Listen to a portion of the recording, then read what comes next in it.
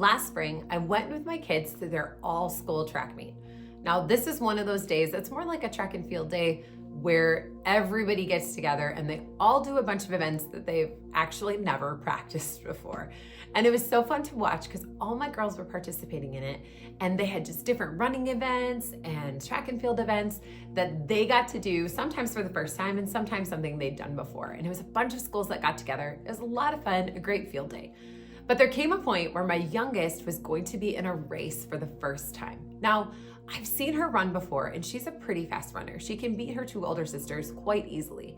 So I got up by her at the start line and I said, "Kiddo, I want you to run as fast as you possibly can. Don't worry about your friends. Don't worry about the person next to you. Just run, run, run, run, run. I will be at the finish line."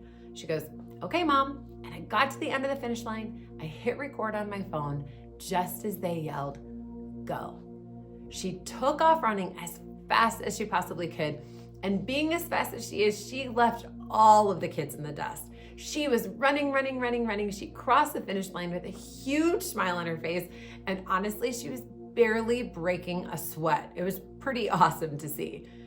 When I went back and looked at the video though, it was so funny because I was on that video screaming at the top of my lungs, "Go, go, go, you can do it, you can do it." And I'm just screaming. And I sent the video to a couple friends and I said, please ignore the screaming of me in the background because I was so excited to see her run at her absolute best.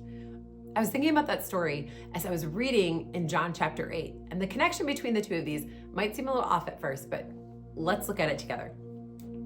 In John chapter 8, we actually hear the story of the woman caught in the act of adultery. And basically, she is brought before Jesus, and the Pharisees bring her out, and they are ready to fully stone her. The punishment for her sin was to be stoned.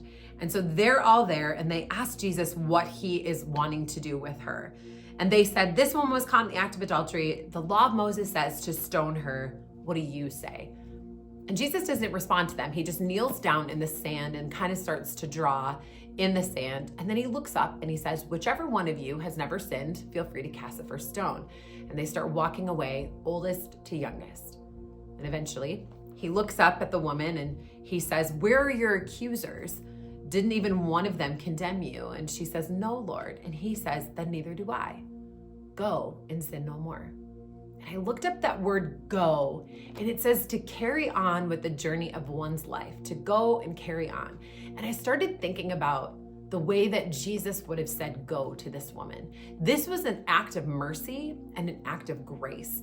And based on what we see in scripture, we believe that this woman's life was completely changed from this moment on, that she did what was said, "Go and sin no more." But when you think about her and who she is, that this woman being probably half naked, drug out into the streets, the thought would maybe be like, "Oh, go away and don't do it again." But that's not what God was saying to her. That's not what Jesus was saying in that moment. He was encouraging her. He was like, go live your life. Don't live this life of sin anymore. Go and be who I have created you to be.